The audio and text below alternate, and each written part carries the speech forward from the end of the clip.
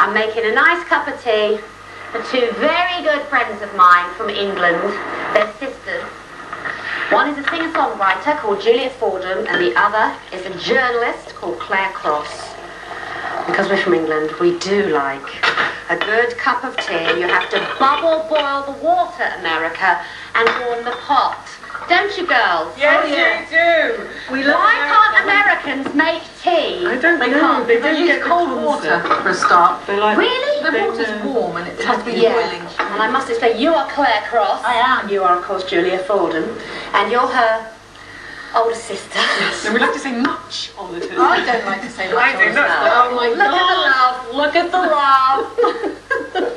Not that much older, but there it looks older. Older now, obviously. And this is Weymouth, England, in the 70s. Dorset, tiny little lovely seaside town. It's a beautiful part of England. It's where they filmed The French Lieutenant's Woman. That's very true. Yeah. It's very gorgeous. Here's some tea. You don't take sugar, do you? No, I don't, honey, but I do like a lovely cup and saucer, and that will suffice. Well, that also makes the tea taste great, doesn't it? What you serve it to. Thank you. Excellent. Cheers. Cheers, ladies. So you are 7 years older. And a half. Julia. 7 years older. Yeah. And not the, oh my God. How old were you when you got married? 19. 19, and here you are in your wedding dress. Look how beautiful she is like that. And is this you as a bridesmaid? Yeah, and I had to wear this little pale blue Juliet cap that you can see here. Where did you get your dress from? Southampton, £19.50. Yeah. God, it looks at least 25 quid. I would have seriously, I would have said £25. I really would. And what was your style of sistering? Were you a good big sister? She worshipped me. It was worshipful. This is the real truth of it, right? Claire was like this glamorous goddess, and I thought she was a film star because she was always like being featured in the local paper, and these gorgeous gentlemen callers were always coming around with fabulous cars, and I would just like be worshipful. I mean, I would literally, want to warm her bed for her. I was like her little slave. We shared this bedroom, and she would kind of go off with these, funky looking guys and these great cars, and I'd be looking out of the window, longing for her to come home, and I'd like lie in her bed, trying to keep it warm for her, and then she'd get in the bed and she'd say to me, "Don't breathe and don't move or you're out of here." And I swear to God, I would just be like, I love her. Is that when you used to start writing songs? I did, shortly after that. My sister is a bitch. That was your first song, My Sister's a She's so Bitch. horrible to me. She doesn't recognize my love. You seem to like Red a lot. I've got some lovely shots of you being loving sisters. I had a bit of a the red. sisters in red. I respond well to red. Well, I'm wearing black, of course. And here we are again. This is a joke. Please, can we establish This is the famous Muttley, Julia's surrogate child, and who we will talk of later. And you live together now. Yes. In your little house in Santa Monica. You get on great? We're kind of a good little team. Yeah, we are. We fit. We do. And you do have two very separate careers in what you do. Yeah. And I'm going to take you on Julia's to really talk about successful, your... pays the rent. I'm going to talk to you about your musical style. Okay. And you're going to go off and do some reporting for us, aren't you, Claire? I will. You will? Yes. All right, we'll go and find some locations to do some on-the-spot I won't let you report. Quite a good story. And we'll move on in there. Okay.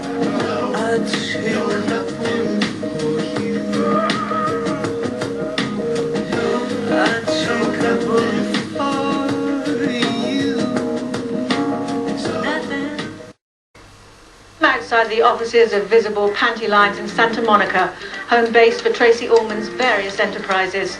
Tracey is at this very moment grilling singer-songwriter Julia Fordham about her personal style. Let's go live. Now, we have met your sister, Claire. Lovely sister Claire. Lovely sister Claire, but you also have a brother. Here he is, 2 years older than me. What's his name? Mark. Marky, as I call him, but Mark, yeah. And this is my first day at school, and Mark's taking care of me because he's my big bro. And he's going to keep all the baddies away from me. Home-knitted cardigan going on here. I think so. That Mum was the knitted. style, wasn't it? It was very much that. I wore a uniform exactly like this. And it was the itchy, pleated skirt. And then you'd be sitting on the wooden chair all day at school with your knee socks. It'd get very scratchy, I wouldn't think it was all blue. I can't even remember the colour. White Regis Junior School. Now, I couldn't find a picture of you in adolescence. So well, that's because I've either burnt them all or I didn't have one. I don't really know what the truth is. But I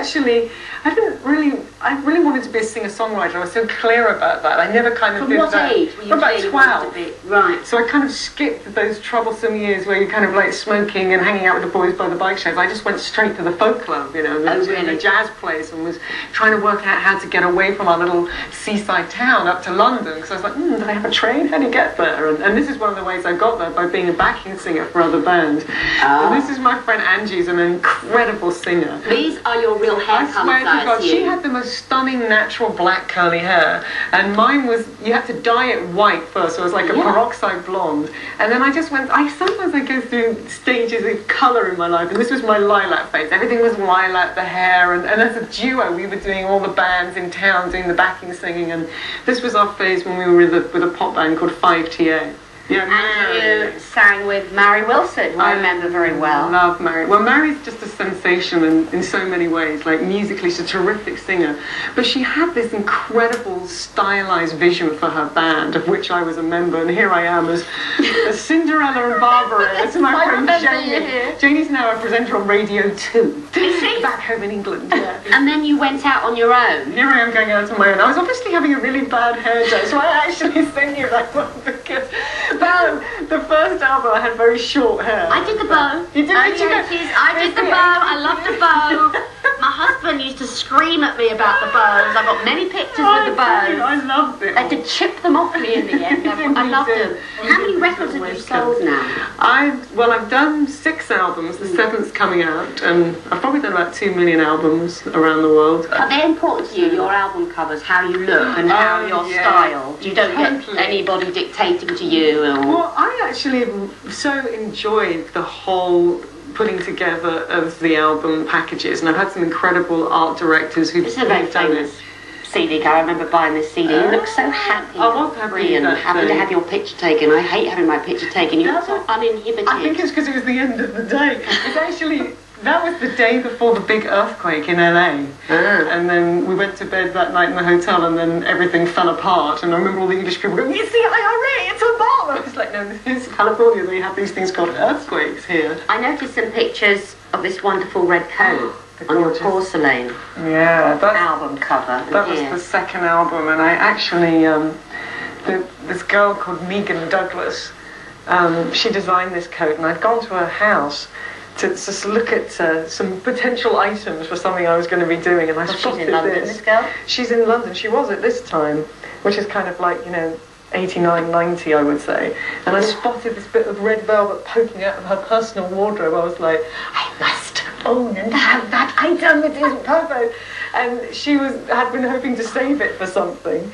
But bless her, I convinced her that it was going to be literally the background for my whole porcelain project, and it was in the video and all the photos, the album cover, and drapes of it. It's a very dramatic piece. Very dramatic. It's very dramatic. I love it. It's just gorgeous.